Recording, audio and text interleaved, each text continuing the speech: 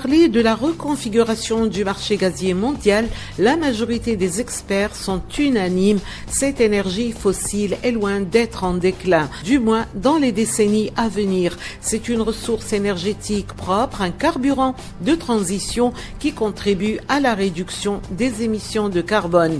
Et même si des lobbies tentent de chahuter actuellement les marchés gaziers en appelant pour des considérations écologiques à freiner les investissements dans les énergies fossiles et principalement le gaz naturel, la demande mondiale ne fait que progresser avec des prévisions de 26% de la demande à l'horizon 2050.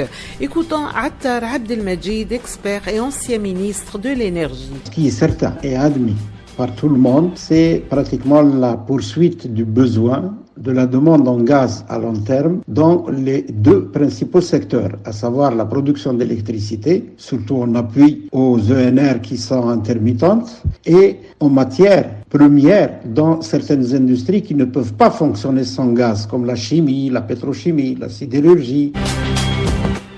L'élément clé ayant déclenché, comme on le sait, cette reconfiguration du marché gazier mondial, c'est la guerre en Ukraine depuis 2022. Conséquence à cette guerre, l'Union européenne décide de se passer du gaz russe, ce qui va totalement bouleverser le marché gazier mondial. Francis Perrin, spécialiste international des problématiques énergétiques. La guerre en Ukraine a conduit les pays occidentaux, y compris l'Union européenne, a décidé de se passer, dans une période de moyen terme, du gaz exporté par la Russie. Cela veut dire concrètement que l'Union européenne va aller chercher du gaz ailleurs, principalement Amérique du Nord, avec en tête États-Unis, le Moyen-Orient, avec le Qatar, et puis le continent africain.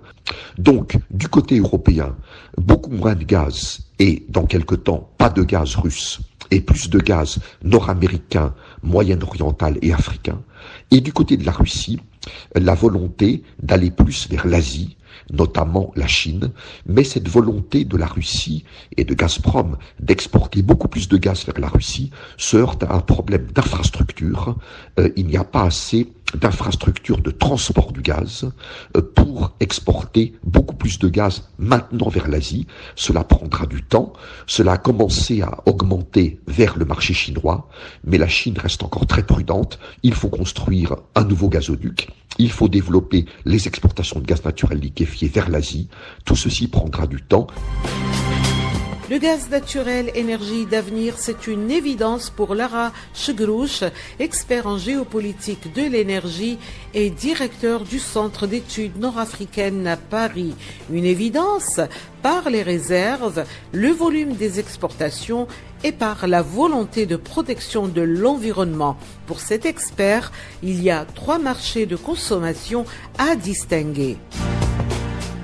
Il y a les marchés qu'on appelle les marchés matures, c'est-à-dire des marchés qui sont atteints un niveau de croissance qu'on ne peut pas aller au-delà, autour de 1%. Les marchés émergents qui consomment davantage, c'est-à-dire vers la Corée du Sud, vers l'Europe du Sud, également certains pays émergents comme l'Algérie. Ces pays-là, les taux de croissance du gaz sont importants. Et troisièmement, les nouveaux pays qui sont dans une configuration énergétique propre, c'est-à-dire ils ne peuvent pas aller vers l'électricité parce qu'on sait maintenant que l'électricité a des usages limités.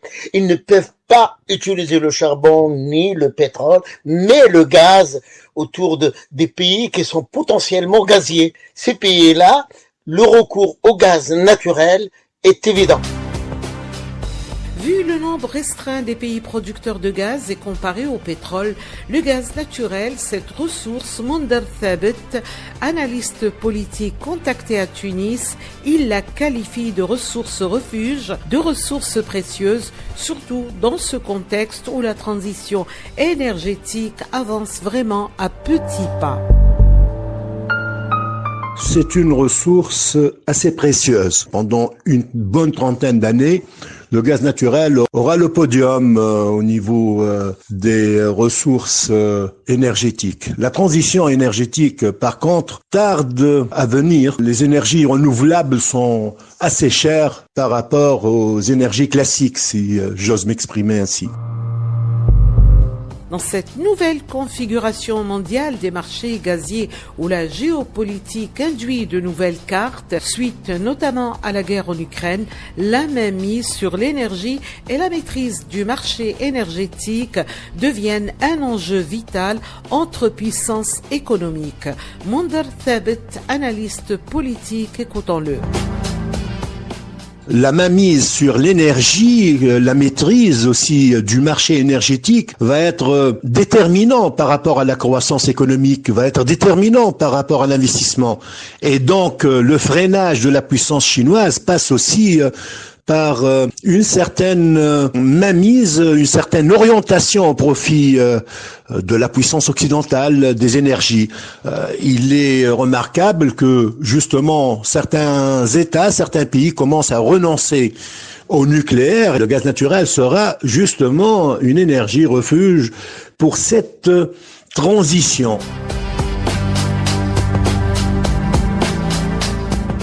Considéré comme le moteur de la transition énergétique, le gaz naturel en chiffres, selon les prévisions actualisées du Forum des pays producteurs et exportateurs de gaz, d'ici 2050, la consommation mondiale augmentera de 36% au motif bien sûr de la croissance démographique et surtout l'accroissement de l'économie mondiale. Le gaz naturel sera en effet très demandé dans la production de l'électricité, notamment les industries chimiques et pétrochimiques ainsi que le secteur du transport. Écoutons le professeur Hameda Boudjema, il est le doyen de la faculté des hydrocarbures et de la chimie à Boumerdes. Entre 2022 et 2045, dans le scénario de référence, la demande de gaz naturel augmentera dans toutes les régions du monde, à l'exception de l'Europe et de l'Eurasie. En Chine, d'ici 2045, la demande devrait croître de 79% pour atteindre 612 milliards de mètres cubes. Principalement en raison de l'augmentation de la consommation de la population et du secteur industriel. La principale raison de l'augmentation de la demande du gaz en Chine est avant tout liée à la pollution de l'air. Pourquoi ? Parce que la source d'énergie pour la Chine, c'est le charbon. Aux alentours des années 2030-2035, la demande de gaz de la Chine dépassera celle de la région européenne. Et compte tenu de la croissance de la demande de gaz en Inde, qui avoisine les 3 fois par rapport au niveau de 2021, l'augmentation de la consommation dans les 2 pays asiatiques, elle dépassera l'augmentation totale de la demande dans les régions productrices de gaz naturel, l'Amérique du Nord et le Moyen-Orient.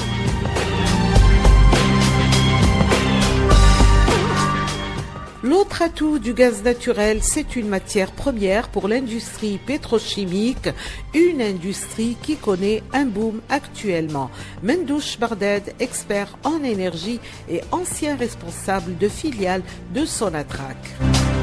Cette industrie, elle est présente dans l'industrie du plastique, elle est présente dans les industries alimentaires, dans l'industrie des médicaments, dans l'industrie du caoutchouc.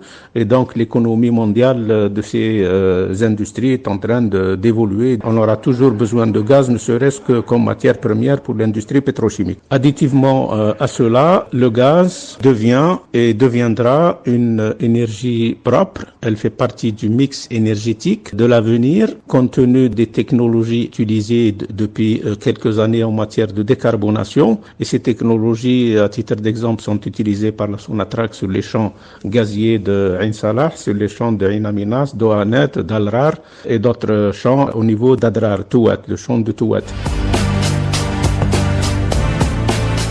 En imposant des sanctions à la Russie au lendemain du déclenchement de la guerre en Ukraine, les pays européens ont-ils mesuré les conséquences, eux, dont les économies sont largement dépendantes du gaz russe? Certainement pas, reconnaît Beroul Mohamed Saïd, expert en énergie et mines. Il est clair que la décision de l'Union européenne d'imposer un embargo sur le gaz russe était une décision très peu réfléchie et hâtive, sans en mesurer les conséquences. Et pour preuve, certains pays énergivores, comme l'Allemagne, ont réouvert immédiatement des centrales de charbon, pendant que d'autres ont pris donc des mesures d'austérité compromettant le confort des populations, et populations donc habituées à un mode de vie beaucoup plus aisé. On peut dire que cet embargo sur le gaz russe a fait beaucoup plus de mal à l'Union européenne, qui importe donc du gaz américain, du GNL américain à prix fort, qu'à la Russie, qui a su et pu vendre son gaz en Asie et préserver donc ses revenus annuels. Avant cette guerre, justement, une grande partie de l'Europe dépendait pour beaucoup de sa consommation du gaz russe. Mais suite à l'embargo contre la Russie, la crise a été vécue différemment entre les pays de l'Union européenne. Les explications de Mendouche Bardet, expert en énergie. À titre d'exemple, l'Autriche, qui dépendait à 95%, n'a pas pu substituer le manque de gaz russe à travers d'autres fournisseurs et avait continué à acheter du gaz russe, l'Allemagne également, l'Espagne, la Belgique, un petit peu la France. Globalement, sur l'année 2022, le gaz russe a constitué autour de 20% à 22%, puis une progression à 30%. Et on a constaté qu'en janvier et février 2024, globalement, le gaz russe constituait 40% de la consommation européenne. La crise énergétique induite par la guerre en Ukraine, rappelons-le, a été vécue comme un véritable séisme, surtout par les pays européens. Dans ce contexte de crise, suppléer au gaz russe pour ne pas freiner la croissance de leur économie et éviter en même temps le recours au charbon extrêmement polluant devient pour l'Union européenne une urgence. Des pays européens du Sud notamment sollicitent l'Algérie, un partenaire fiable et surtout géographiquement proche du vieux continent. Mendouche Bardet, expert en énergie et ancien responsable de filiale du groupe Sonatrach. On cite par exemple la France qui a sollicité l'Algérie, laquelle a fourni en 2023 le double des quantités auparavant fournies. 2023 également, l'Espagne a sollicité l'Algérie pour un surplus et l'Algérie a regagné sa première place de fournisseur de gaz à l'Espagne. On a constaté également en 2023 une société allemande qui a fait un contrat avec Sonatrach pour avoir une quantité de gaz. L'Italie également a sollicité l'Algérie pour avoir 4 milliards de mètres cubes de gaz supplémentaires en 2022 et cela a été concrétisé en 2023 avec un volume d'expédition de 27 milliards de mètres cubes vers l'Italie à travers le gazoduc Transmed et donc l'Italie est devenue le premier client de l'Algérie. Question, dans ce contexte, peut-on envisager un éventuel retour du gaz russe sur le marché européen? Les réponses des experts que nous avons interrogés restent partagées. Contactée à Paris, Lara Chegrouche, expert en géopolitique de l'énergie, confirme les quotas du gaz russe exportés en Europe ont été certes réduits suite aux sanctions européennes contre la Russie, mais pas totalement interrompus. Écoutons-le. À l'heure actuelle, la Russie n'a pas quitté le marché. Elle a réduit, n'a pas développé les projets, n'a pas développé certains projets au nord. Mais la Russie exporte déjà pour l'Europe occidentale, c'est-à-dire principalement la France, l'Allemagne et l'Italie, je cite que ces trois pays. La Russie est un acteur dominant, un acteur important dans le domaine gazier et le reste, la Russie est un pays important pour les enjeux gaziers, un pays qui s'impose par ses réserves, ses exportations, ses réseaux de transport à l'échelle internationale. Par exemple, pour les réserves de la Russie et tout ce qui touche la Caspienne, on peut les situer d'une manière presque certaine, 80 000 milliards de mètres cubes. Abondant dans le même sens, Beroul Mohamed Saïd, expert en énergie et mines, réaffirme de son côté, vu que certains pays de l'Union européenne restent largement dépendants du gaz russe, ces derniers pourraient même être exemptés des mesures de l'embargo contre la Russie. L'objectif de l'Union européenne d'arrêter définitivement les importations du gaz russe d'ici 2028, comme il est prévoyé, et le remplacer par des énergies renouvelables, semble d'ores et déjà un objectif difficile à atteindre du fait que les 27 États de l'Union n'ont pas les mêmes contraintes gazières et tout porte à croire que des pays comme l'Allemagne, l'Autriche, la Pologne ou encore la Hongrie, très dépendants donc du gaz russe, pourraient être exemptés pour continuer donc à s'approvisionner en gaz russe même après 2028. Il ne faut pas oublier aussi que même si les Européens s'approvisionnent auprès d'autres sources pour remplir des stocks, donc ces stocks même à 100% ne couvrent que le tiers des besoins annuels. Mais qu'est-ce qui explique justement l'augmentation des approvisionnements du gaz russe vers l'Europe et ce, en pleine crise, en plein embargo? La réponse du professeur Hamada Boudjemra, doyen de la faculté des hydrocarbures à Boumeldes. Les analystes du marché gazier attribuent la forte augmentation de livraison de gaz par gazoduc russe vers l'Europe à plusieurs facteurs, mais notamment pour une forte vague de froid dans les pays européens, ce qui a incité les pays de l'Union européenne à multiplier par 1,9 l'utilisation de gaz provenant des installations de stockage souterraines de gaz par rapport à l'année précédente pour atteindre 18,2 milliards de mètres cubes. En janvier 2024, près de la moitié du gaz fourni, 1,29 milliards de mètres cubes, a été transporté via l'Ukraine vers l'Union européenne et la Moldavie bien sûr. Il s'agit d'une augmentation de 32% par rapport à la même période de 2023. La stabilité et la fiabilité du transit du gaz vers l'Ukraine, malgré la guerre, continue de jouer un rôle décisif pour garantir la sécurité énergétique de l'Europe.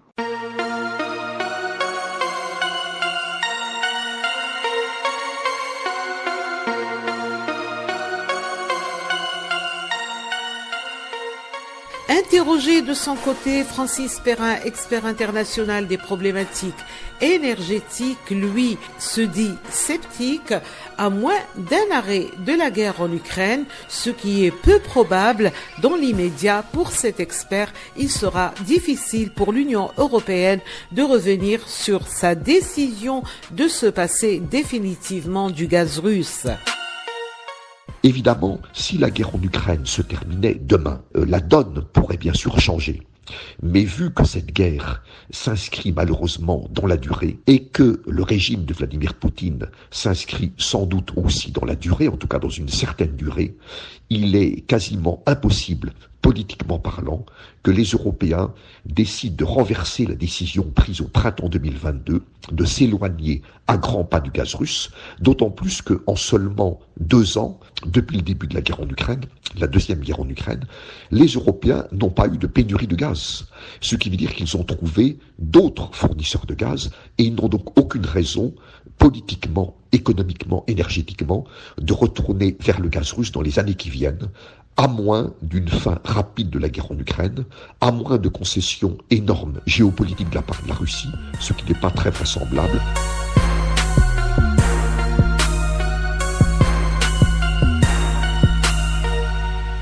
Avec la réduction des approvisionnements en gaz naturel vers l'Europe par gazoduc, c'est évidemment le GNL, le gaz naturel liquéfié, qui a actuellement le vent en poupe.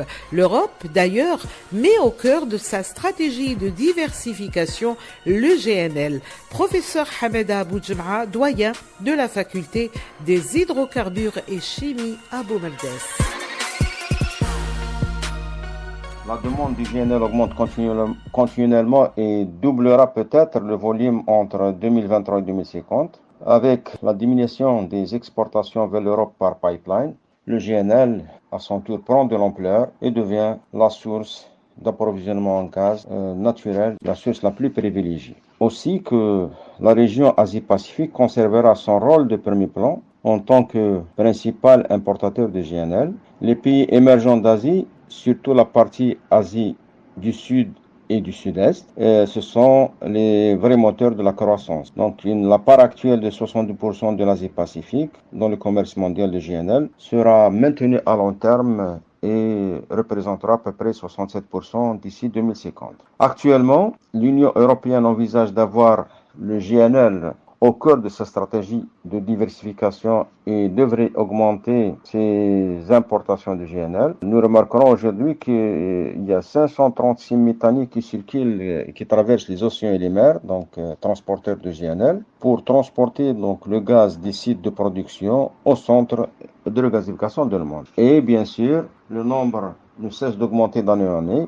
Et les carnets d'adresse de commande des constructeurs mondiaux principaux qui sont la Corée du Sud et le Japon sont saturés. Donc ça veut dire que la tendance vers le GNL, elle prend de plus en plus de l'ampleur et devient peut-être la source d'ici 2050 principale avant les gazoducs.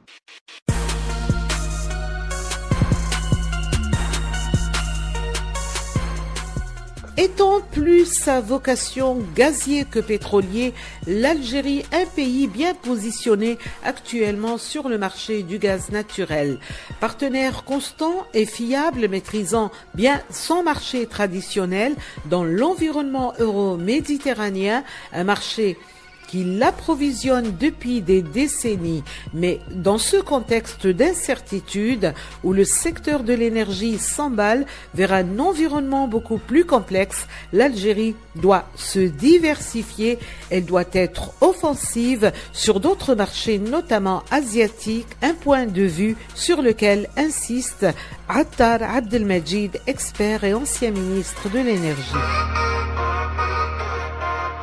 Pour le moment, l'Algérie, elle se défend bien. Mais le secteur de l'énergie est en train de s'emballer maintenant sur un marché volatile, avec beaucoup de risques de compétition et surtout une volonté de contrôle par certains acteurs gaziers, aussi bien producteurs que consommateurs. Et les atouts de l'Algérie, donc, ne doivent pas se transformer en handicap. À mon avis, la solution, premièrement, le suivi de très près des marchés, y compris ceux a priori lointains, mais pouvant être rentables à terme grâce au GNL en particulier. Les pays consommateurs sont en train de diversifier leur approvisionnement. Les pays producteurs, et l'Algérie en particulier, doit aussi viser la diversification de sa clientèle. Et les investissements à consentir sont importants. L'Algérie doit absolument renouveler ses réserves et peut-être même augmenter ses capacités de production, y compris à travers des partenariats qui ne mettent pas en danger, bien sûr, la souveraineté du pays.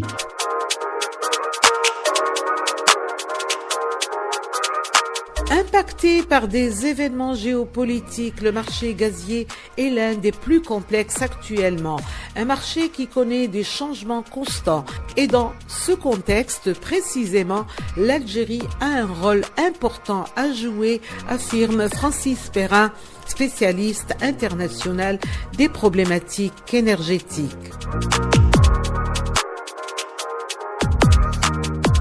Dans ce contexte, l'Afrique en tant que continent et l'Algérie ont un rôle important à jouer. À court terme, on a déjà vu une tendance allant dans ce sens avec au printemps 2022 l'accord gazier entre l'Algérie et l'Italie. Donc la Sonatrach algérienne a accepté de livrer à l'Italie plus de gaz à travers le Transmed. C'est l'une des conséquences de la guerre en Ukraine qui fait qu'au printemps 2022, l'Union européenne décide progressivement de se passer du gaz russe et donc les pays européens, dont l'Italie, vont chercher du gaz ailleurs. Et pour l'Italie et Eni, l'une de ces réponses à où aller chercher du gaz ailleurs a été l'Algérie. Ce n'est pas évidemment la seule réponse. Les Européens, dont les Italiens, mais les Européens en général, vont vers l'Amérique du Nord, notamment aux États-Unis, vers le Moyen-Orient, vers le continent africain, font un petit peu le tour du monde en termes gaziers. Mais dans ce tour du monde, l'Afrique en général et l'Algérie et l'Afrique du Nord en particulier ont un rôle important à jouer si ces pays ont évidemment plus de gaz à livrer et si ces pays disposent des moyens de transport pour livrer ce gaz. Il y a donc une opportunité pour les pays africains, pour les pays nord-africains et pour l'Algérie de livrer plus de gaz, évidemment en faisant attention à ne pas dépouiller le marché national.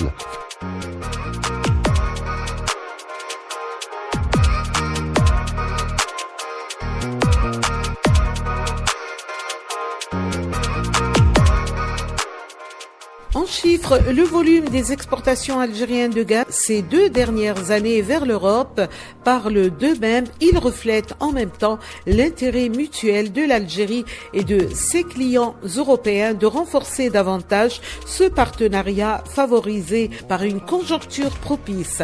Beroul Mohamed Saïd, expert en énergie et mines.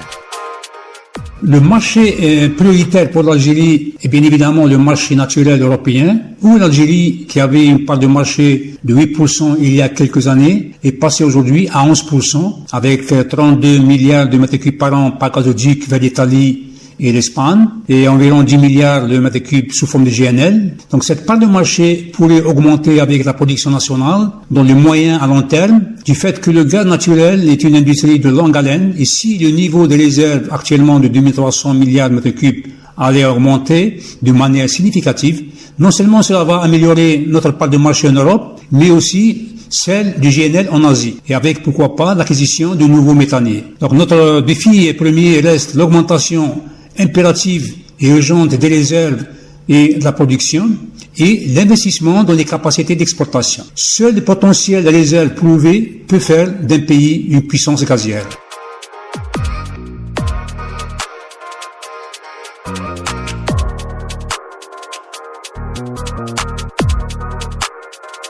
En Europe et hors de la zone de l'Union européenne, de nouveaux contrats sont signés tout récemment d'ailleurs entre le groupe Sonatrach et des compagnies allemandes et britanniques entre autres. Francis Perrin, spécialiste international des problématiques énergétiques, nous l'avons contacté à Paris.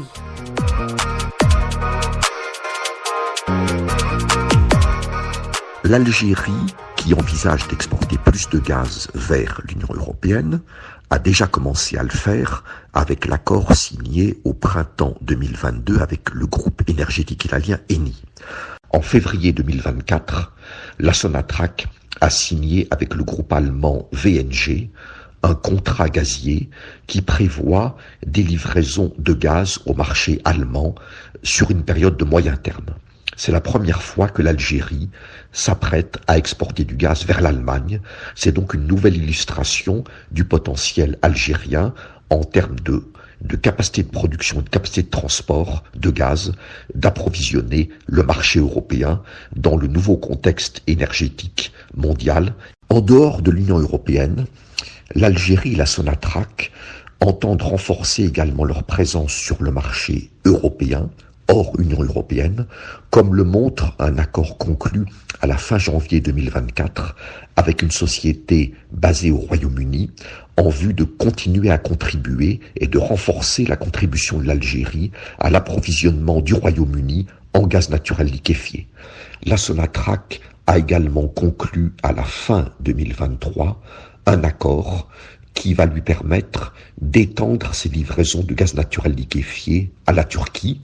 La Sonatrach est un fournisseur de gaz sous la forme de gaz naturel liquéfié à la Turquie depuis très longtemps, et la Turquie et la Sonatrach ont décidé de prolonger les livraisons de gaz algérien, de GNL algérien, pour une durée supplémentaire de 3 ans.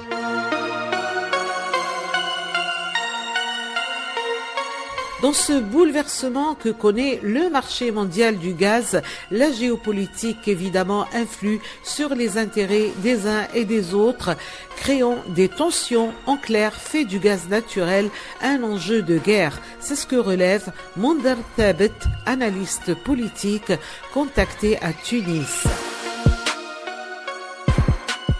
Si l'Europe a besoin d'importer 75% de son gaz et que le conflit avec la Russie perdure, il est évident que les pays du Sud, notamment l'Algérie, trouvent une place prépondérante dans cette équation régionale. Une équation qui n'est pas loin d'un changement géopolitique, vu l'importance pas seulement des ressources, mais aussi des voies de passage, des pipes. On sait très bien que le passage des pipes est une question de sécurité, une question d'accord politique et davantage en matière d'intérêts négociables entre les pays producteurs et les pays de passage. Donc c'est très important de suivre ce qui se passe, notamment à l'est de la Méditerranée. Les tensions entre la Turquie et Chypre, ce qui se passe à Gaza, ne sont pas loin des enjeux énergétiques, ne sont pas loin justement d'un fait important à mettre en exergue, à savoir que le nucléaire commence à être rejeté par plusieurs États.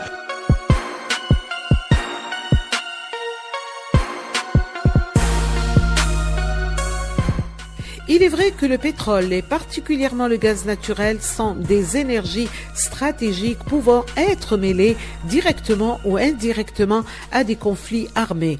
Est-ce le cas actuellement avec les tensions qui secouent le monde, notamment à Gaza? La réponse de Bouroul Mohamed Saïd, expert en énergie et mines. Aujourd'hui, la plupart des guerres sont des guerres de pétrole et de gaz, et surtout de gaz. La région où il y a découverte d'un grand gisement gazier se transforme en région à haute tension géopolitique, et notamment en offshore, où se pose le problème des limites des eaux territoriales ou zones économiques exclusives. Bien que les limites et la souveraineté d'un État côtier sont définies et arbitrées par la Convention des Nations Unies sur le droit de la mer, il y a toujours des problèmes. On peut citer le cas de la Turquie, qui s'oppose déjà aux travaux d'exploration pétrolière menés par la République de Chypre, pourtant dans sa propre zone économique exclusive. Il y a aussi le projet de gazoduc sous-marin en discussion entre Chypre, l'Égypte et l'entité sioniste, et qui n'a pas donc plu à la Turquie, tout comme la tension israélo-libanaise qui risque de se réveiller suite aux découvertes de gaz en Méditerranée orientale, etc. Et bien évidemment, il y a le gisement de gaz marine découvert en 1999 au large de la côte palestinienne de la bande de Gaza et qui reste inexploité jusqu'à aujourd'hui en raison donc des obstacles des Israéliens et Américains. Ce qui explique d'ailleurs pourquoi les Américains ont voté dernièrement contre un cessez-le-feu à Gaza, car l'entité sioniste ambitionne de passer d'importateur de gaz un hub gazier exportateur en exploitant justement les gisements palestiniens au large de Gaza.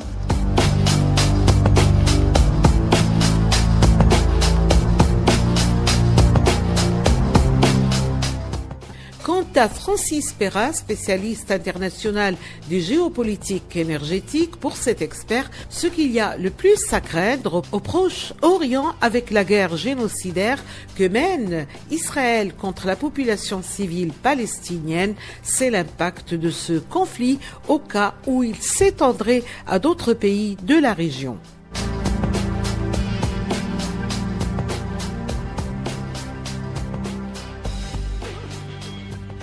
À Gaza, il y a un seul gisement gazier découvert à ce jour qui s'appelle Gaza Marine, mais ce gisement n'a jamais été développé et ni exploité. Par contre, cette guerre peut avoir des impacts, des conséquences sur le plan pétrolier et gazier. Le Moyen-Orient contrôle les plus grandes réserves pétrolières prouvées et les plus grandes réserves gazières prouvées. La guerre Israël-Hamas à Gaza peut déborder sur le Moyen-Orient, donc cela pourrait avoir un impact sur des projets pétroliers et gaziers, sur la production de pétrole et de gaz, sur les exportations de pétrole et de gaz, etc. Et donc sur la crainte de ce scénario d'extension du conflit à Gaza, les prix du pétrole et du gaz ont monté au mois d'octobre, pendant environ une quinzaine de jours, avant de baisser fortement dans les semaines qui ont suivi, jusqu'au mois de décembre. Au moment où nous parlons, il n'y a pas donc d'impact majeur du conflit à Gaza sur le pétrole et le gaz. Les prix du pétrole restent au-dessus de $80 par baril si on prend le pétrole Brent de la mer du Nord. Les prix du gaz ne sont pas élevés. Ils ne sont pas particulièrement effrayés par ce qui se passe dans la guerre à Gaza. Avec en toile de fond ces tensions sur le terrain, la grande bataille qui s'enclenche actuellement entre pays producteurs de gaz et pays consommateurs, c'est la bataille des prix. Expert et ancien ministre de l'énergie, Abdelmajid Attar table déjà sur une volatilité des prix qui va, selon lui, se poursuivre encore dans les 2 années à venir. Écoutons-le.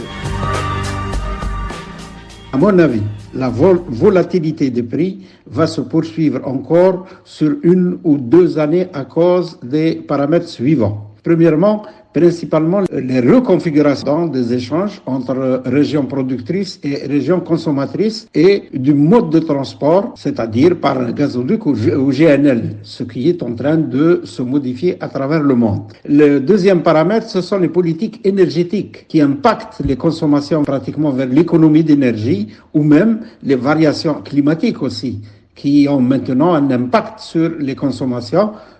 On l'a vu dernièrement aussi bien en Europe que dans d'autres régions, que les consommations ont énormément été influencées par les variations climatiques. Et enfin, le troisième paramètre, c'est toutes les turbulences géopolitiques qu'il ne faut pas oublier, parce qu'elles entraînent des alliances en cours d'ailleurs, pour le moment, chez les consommateurs surtout.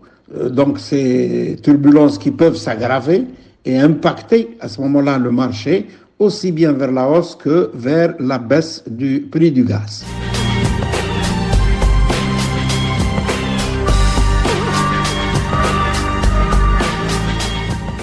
Contrôler les prix, c'est contrôler le marché gazier et dans cette conjoncture, c'est là l'enjeu crucial du 7e forum d'Alger des pays producteurs et exportateurs de gaz. Attar Abdelmajid, expert en énergie. Le contrôle du marché, comment? Par qui? Les producteurs ou les consommateurs?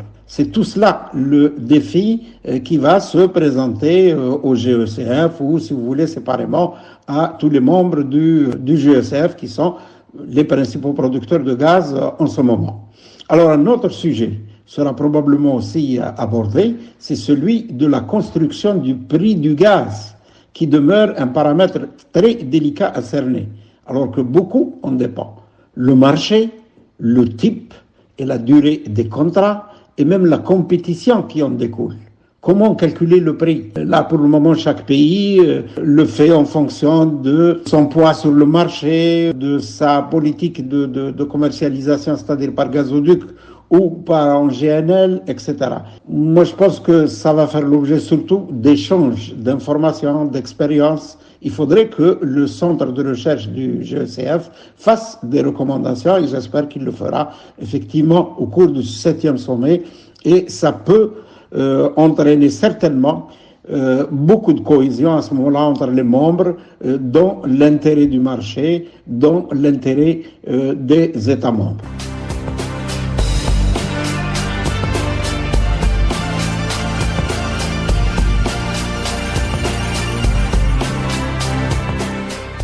La plupart des pays membres du GECF, comme on le sait, opèrent avec des contrats à long terme. C'est la particularité du marché gazier, nous explique Chegrouch Lara, expert en géopolitique de l'énergie. Ce marché-là fonctionne sur la base des contrats. C'est-à-dire que le contrat se substitue au marché. Donc, la certitude, les forces majeures, les conflits sont régulés dans le cadre d'un contrat, que le contrat soit un contrat de take or pay, c'est-à-dire à long terme, soit qu'il soit un contrat à terme, swap, spot, etc. Donc toutes les questions qui tournent autour de la transaction gazière sont régulées, sont prévues, sont étudiées par les compétences des uns et des autres, des producteurs et des consommateurs. Donc toute possibilité de conflit, elle est presque écartée. Et là, il faut signaler, le premier pays qui a l'avantage et qui a pu, depuis 1964, établir une forme de contractuel d'échange, c'est bien évidemment l'Algérie. L'industrie gazière est une industrie sérieuse. Et le contrat, par exemple, le contrat de take or pay, c'est quelque chose de très sérieux. Donc, l'avenir pour le gaz doit s'orienter sur cette voie, donc en termes de prix, d'indexation, des niveaux d'exportation, les plateaux d'exportation, etc.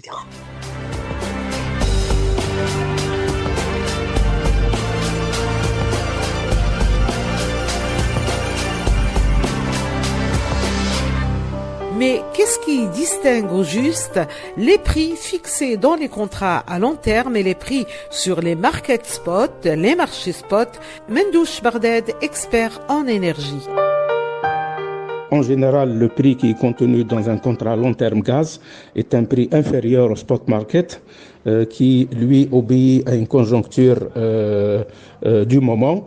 Le prix contenu dans les contrats à long terme, la révision elle est basée sur les paramètres de coût de production, sur les paramètres de coût de transport, sur les paramètres du prix au moment de la révision du prix du spot market. Et c'est un prix qui, en général, trouve une utilité pour les deux parties et une satisfaction pour les deux parties. Et en général, les contrats gaziers long terme sont de 10, 12 à 13 ans. Si je donne un exemple, pour l'Espagne, ça a été renouvelé jusqu'à 2032 entre Sonatrach et la société espagnole. Pour l'Italie, avec le groupe ENI et une autre société, ça a été également entre Sonatrach renouvelé jusqu'à 2032. Donc ce sont des prix qui sont déjà fixés dans le contrat avec des clauses de révision de tous les 3 ans.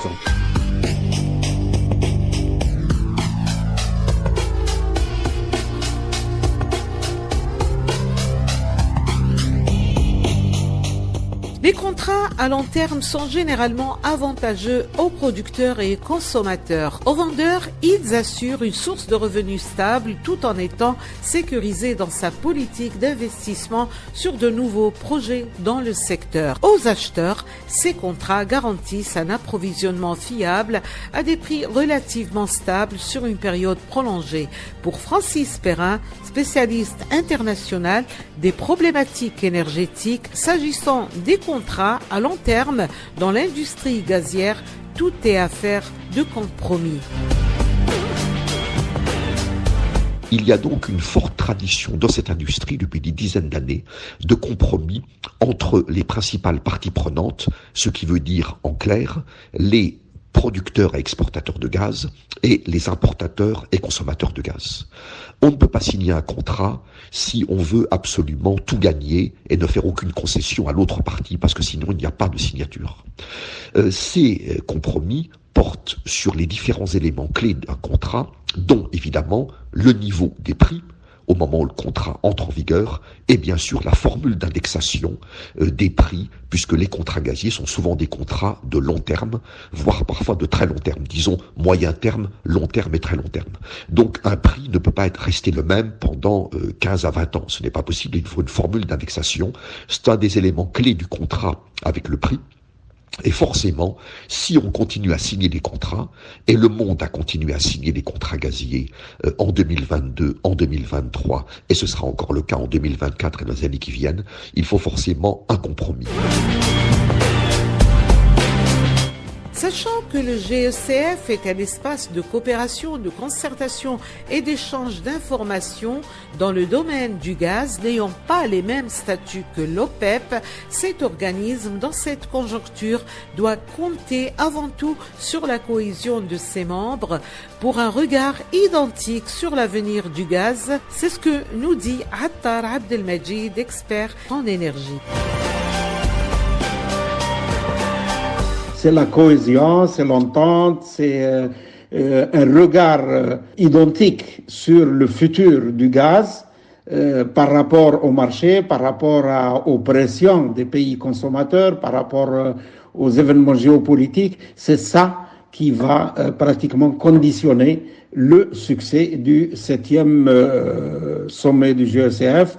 Et à mon avis, la majorité des membres sont vraiment conscients de la situation et ils vont certainement tout faire pour rapprocher leur point de vue et essayer de coordonner entre eux pour pratiquement protéger en quelque sorte leurs intérêts, ni plus ni moins.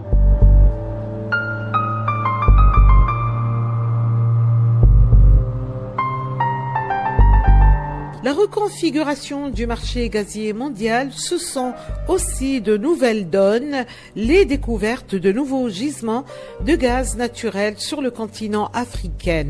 Des réserves qui viendront grossir certainement celles existantes déjà, principalement en Algérie, au Nigeria, en Égypte et en Libye. Mais à court terme, ces nouvelles découvertes ne modifient pas beaucoup les échanges et les équilibres entre marchés gaziers, relève Abdelmajid Attar, expert et ancien ministre de l'énergie.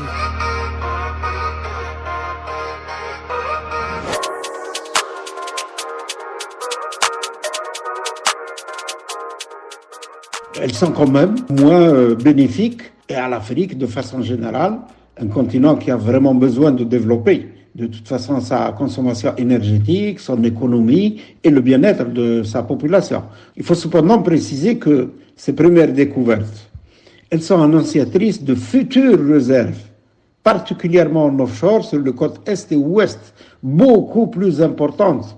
Il est prévu donc de découvrir, par exemple, sur l'offshore, notamment par exemple entre la Mauritanie et le Sénégal, l'offshore namibien, qui est en train de déceler, de montrer un potentiel extraordinaire. Mais une grande partie quand même des productions, elle va être exportée sous forme de GNL surtout, et sur des marchés où l'Algérie et d'autres membres du GECF sont déjà présents. Donc, il y a effectivement un risque d'une compétition à long terme, et peut-être même bien avant, qui n'est pas dans l'intérêt de certains pays, certains membres du GECF, et plutôt dans celui des acheteurs. La solution est par conséquent dans la présence et le partenariat à l'extérieur de l'Algérie à travers son principal acteur énergétique qui est Sonatrach et ses filiales aussi dans les services pétroliers. Sonatrach est déjà présente dans plusieurs pays, mais pas assez de mon point de vue. Donc il est temps que Sonatrach prenne les devants. Il faut anticiper. Et c'est cela le secret de la réussite.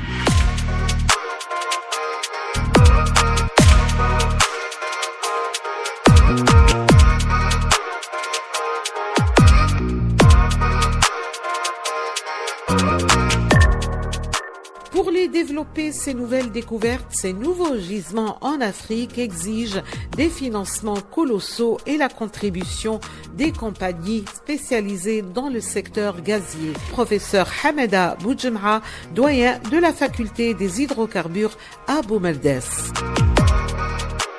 L'industrie du gaz est une industrie budgétivore et je pense que les pays africains en tant que tels ne peuvent pas à eux seuls donc de mener ou à finaliser ces projets-là. Ils ont besoin de la contribution de majors dans le secteur et des moyens de financement appropriés pour pouvoir lancer ces projets-là. Donc ce qui fait, il y a deux questions d'ordre financier et d'ordre donc stratégique à mener en fonction des besoins de ces populations et ont besoin donc du marché gazier de proximité.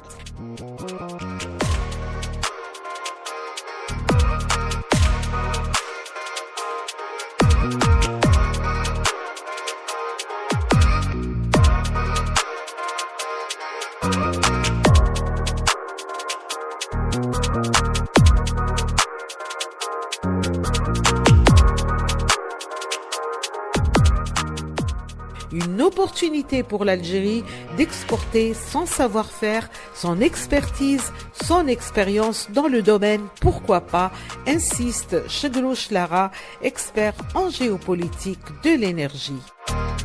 L'Algérie a l'expérience d'une 50aine d'années dans l'exportation. Il a des positions fortes, acquises, garanties par des contrats à long terme, mais ce n'est pas suffisant. L'Algérie doit suivre certains modèles. L'Algérie peut aller vers l'aval et s'installer dans des régions du monde, davantage l'amont dans le sens géographique cette fois-ci, prendre des positions ou acquérir des actifs pétroliers à la périphérie, la Mauritanie, le Mali, le Niger, le Nigeria. Qu'est-ce qui interdit à l'Algérie d'aller vers ça? Il a les moyens, il a les meilleurs ingénieurs. Les ingénieurs algériens, c'est eux qui assurent le développement et la croissance de l'industrie gazière à Abu Dhabi et à Qatar. C'est des ingénieurs qui ont été formés en Algérie.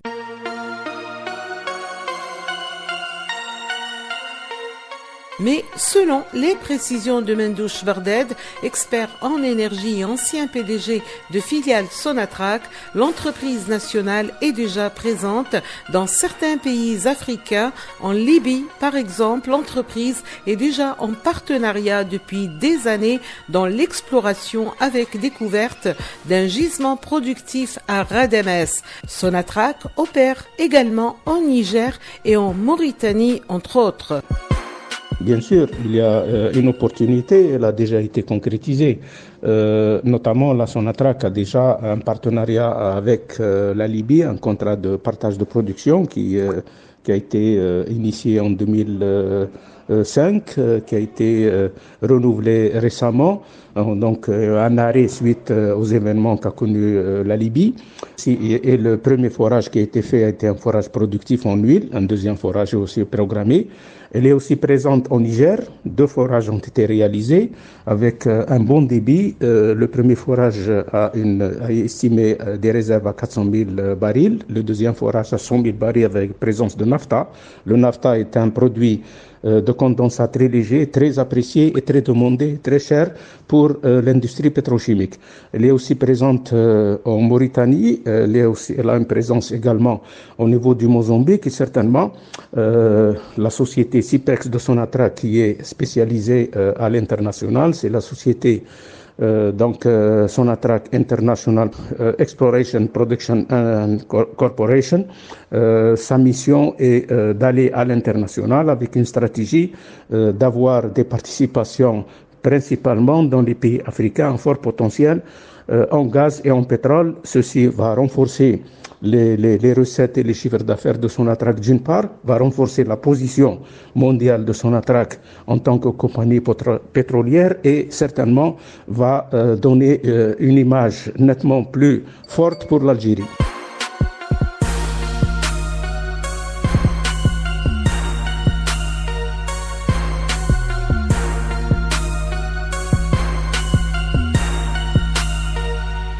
À l'heure où s'ouvre le 7e forum des pays producteurs et exportateurs de gaz à Alger, un rendez-vous crucial dans cette conjoncture, l'attention est braquée à la fois sur le renouvellement des réserves mondiales de gaz et surtout la politique des prix à pratiquer sur les marchés mondiaux dans le double souci de préserver à la fois les droits et les intérêts des pays producteurs et des pays consommateurs, loin de toute surenchère.